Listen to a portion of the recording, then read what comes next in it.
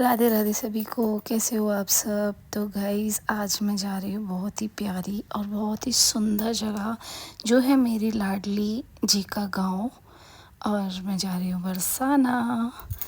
तो गाइज़ मैंने अपना डेली रूटीन की तरह जो मेरी पूजा पाठ होती है मैंने वो सब कर लिया था, और उसके बाद मैंने जल्दी जल्दी से अपनी लाडो को रेडी करने के बाद अपने भोले बाबा की, तुलसी मैया की भी पूजा करके मैंने बनाई फटाफट से चाय, जो कि चाय मेरी बहुत टेस्टी बनी थी।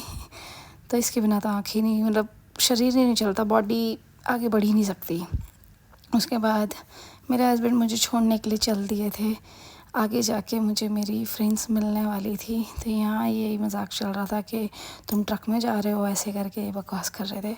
उसके बाद टोल पे हमारा हो गया था झगड़ा हो गया था टोल वालों से, बहुत ही गंदा वाला। और ये इतना बदतमीज़ आदमी था ना, बस बर्दाश्त कर गए। ये भैया जो थे बस लेडीज समझ के बहुत गंदी लैंग्वेज यूज़ कर रहे थे, किसी को मिले ना तो मेरी तरफ से मारना। तो फिर उसके बाद गाइज़ मैंने सखी रूप लिया। फर्स्ट टाइम मैंने अपनी लाडो का सखी रूप धारण करा। हालांकि मैं उस लायक नहीं हूँ, मैं बहुत ही दुष्ट सखी हूँ, बहुत ही पापी कह सकते हो, है ना। पर यह है कि मैं राधा रानी की सखी हूँ।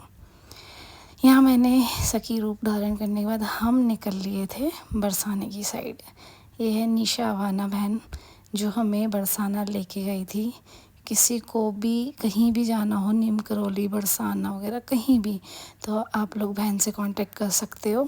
आप मुझे मैसेज कर देना, मैं बहन का नंबर शो कर दूँगी, मतलब दे दूँगी आप लोगों को। उसके बाद हमने परिक्रमा लगाई। परिक्रमा लगाते लगाते हमें पता ही नहीं चला कब क्या, मतलब 5 बजे हमने शुरू करी, 7 बजे आई थिंक हम मंदिर में पहुँचे थे।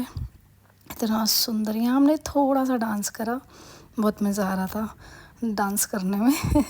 राधा रानी के भजन गा रहे थे हम और उसी में अपना मगन थे। गाइस सच में बरसाना आके ना, मतलब दिन दुनिया सब चीज़ें भूल जाती हूँ मैं मतलब परेशानियाँ किसकी ज़िंदगी में नहीं है, सबकी ज़िंदगी में सब दुखी हैं, पर यहाँ आके ना सब कुछ भूल जाते हैं। और जिसमें ऐसी फ्रेंड्स हो तो भूल ही जाते हैं हमारे जैसे ही।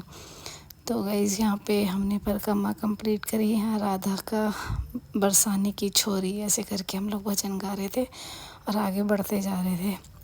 उसके बाद गाइज़ फिर हमने जल्दी जल्दी से राधा रानी के दर्शन करे, क्योंकि हमें जाना था वृंदावन।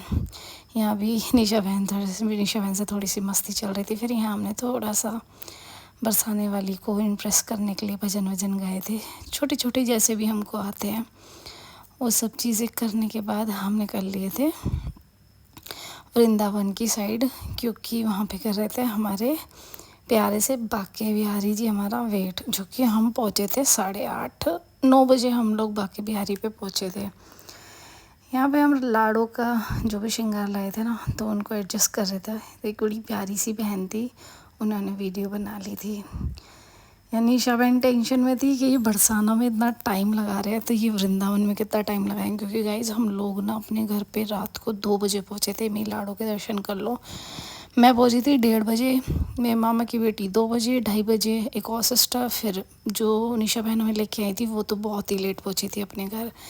पर यह है कि बहुत ही अच्छा लगा था हमें, एक दूसरे के साथ गेट टुगेदर हो गया। दूसरा राधा रानी के दर्शन हो गए, बहुत ही खुशी हुई थी। ये हम निकल लिए वृंदावन के लिए, सॉरी। वृंदावन पहुँचते जो भीड़ थी, by God, oh my God, पर यह है कि अच्छी थी।